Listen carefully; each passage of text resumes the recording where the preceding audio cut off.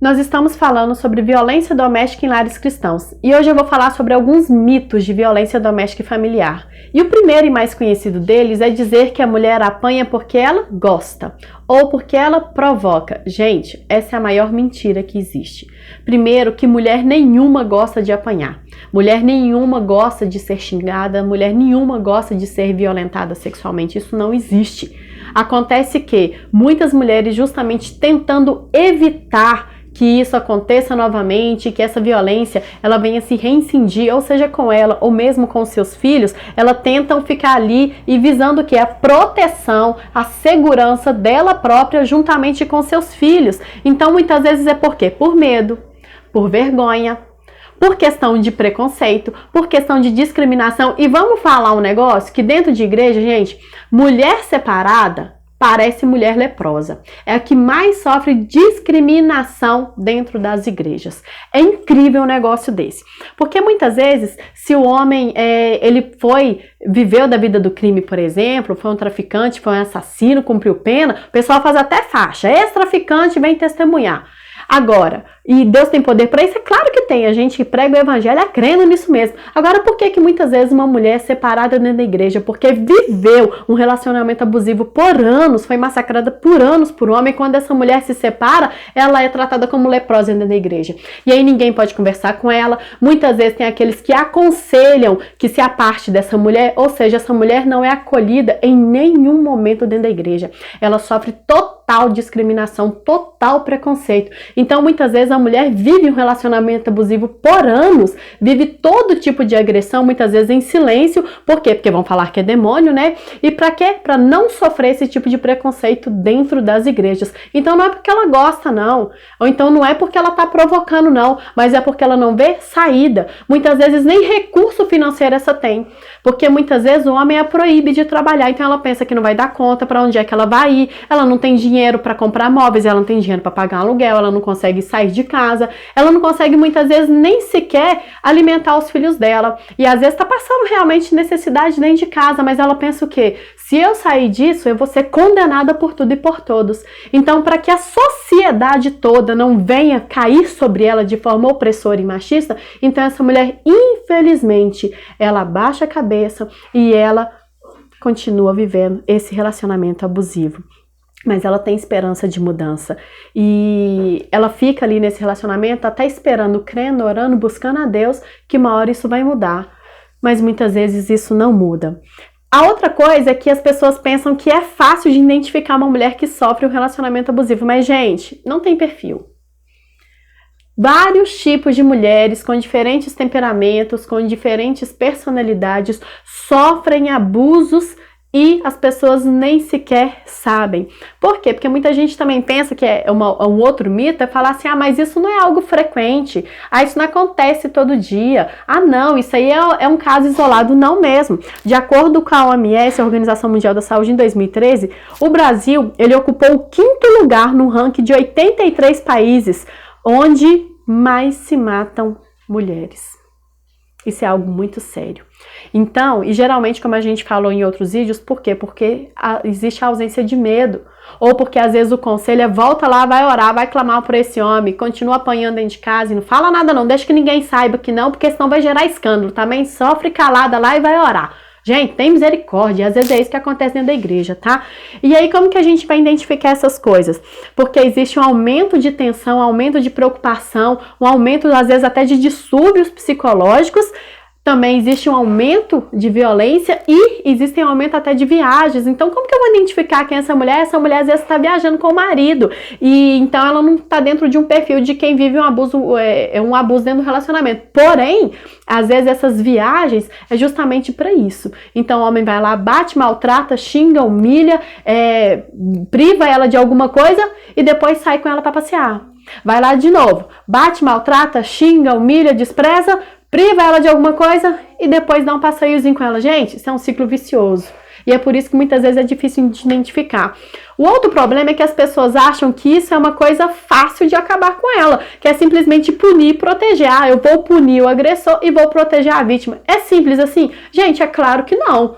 Ah, existem vários modos, existe a medida protetiva, mas, gente, quem é que nunca viu algum caso de uma mulher que tinha 10, 15 medidas protetivas, 15 queixas, 15 boletins de ocorrências ou mais, e mesmo assim o homem chegou até ela? Mesmo assim o homem praticou algum tipo de violência contra ela, gente? A gente sabe que, infelizmente, existe um problema aí.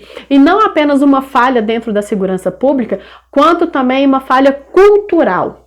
Nós precisamos de passar por toda uma reformulação na mente, uma reeducação da sociedade por conta do preconceito, por conta da discriminação, porque até hoje, mulheres que foram separadas por conta disso, mulheres que sofrem esse tipo de abuso, ou é mulher fresca, ou é mulher mentirosa, ou então se saiu, não, tá querendo outras coisas. Então, entende? É assim, é tanto machismo, é tanto preconceito, é tanto conceito já formado sem ao menos conhecer, que a gente tem que mexer nisso tudo para conseguir alcançar uma mudança verdadeira e efetiva em casos de violência contra a mulher.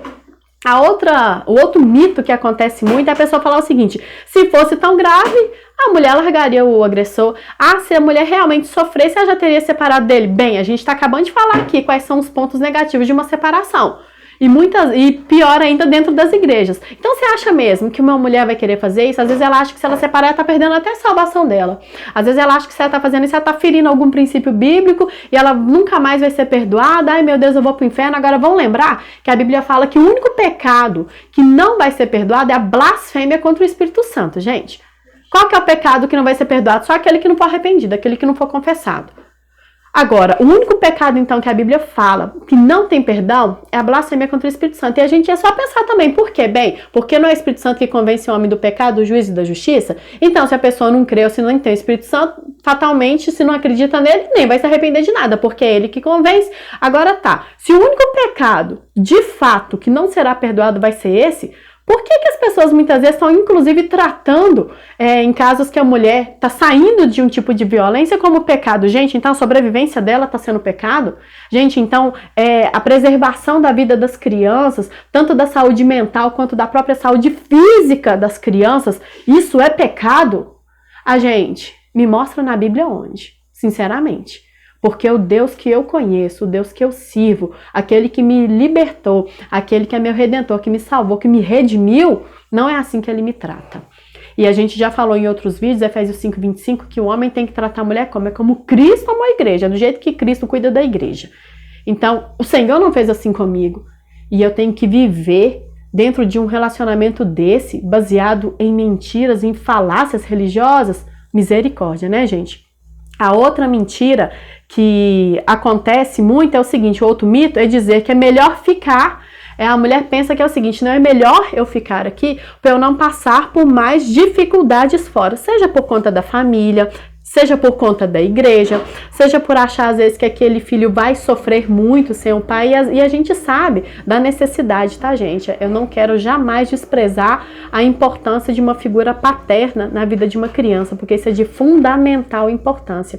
Porém, se uma criança vive vendo a mãe sendo agredida, sendo maltratada, e às vezes até ela é participante disso, gente, o que vai gerar na mente dessa criança? Acha mesmo que está sendo saudável toda a saúde emocional e psicológica dessa criança? Então o que acontece? Essa criança também está sofrendo, muitas vezes também abusos físicos, psicológicos, morais da mesma forma, e sem falar que ainda corre o risco de repetirem esse comportamento agressor futuramente, e até mesmo na infância. Então a gente às vezes vê crianças tão agitadas, crianças com um comportamento tão agressivo, porque é espelho. E aí a mãe às vezes está querendo proteger, querendo fazer o que é pro bem do meu filho, e às vezes está sendo mal, está sendo o oposto. Então o que acontece? Por conta dessa série de agressões, muitas vezes a mulher fica completamente paralisada.